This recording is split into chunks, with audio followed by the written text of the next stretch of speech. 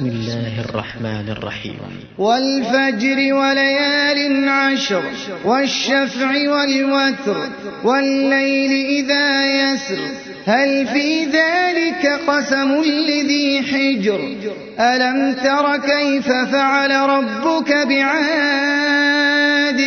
إرم ذات العماد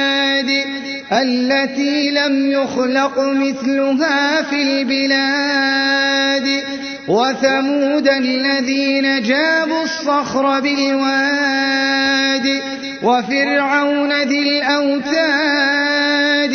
الذين طغوا في البلاد فأكثروا فيها الفساد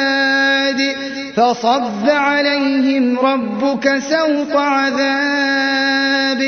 إن ربك لبالمرصاد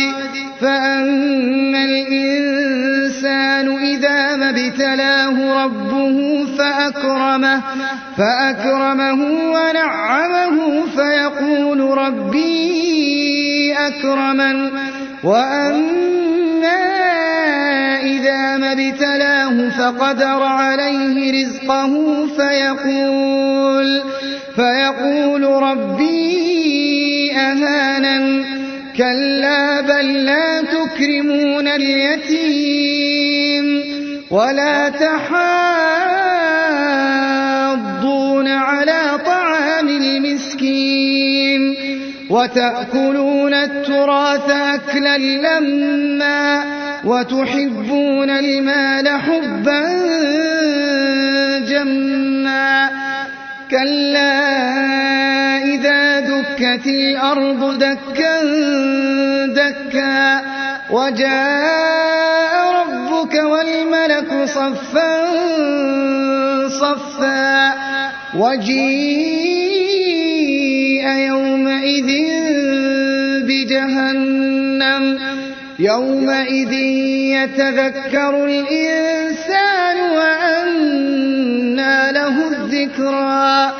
يقول يا ليتني قدمت لحياتي فيومئذ لا يعذب عذابه أحد ولا يوثق وثاقه أحد يا أيتها النفس المطمئنة ارجعي إلى ربك راضية مرضية فادخلي في عبادي وادخلي جنتي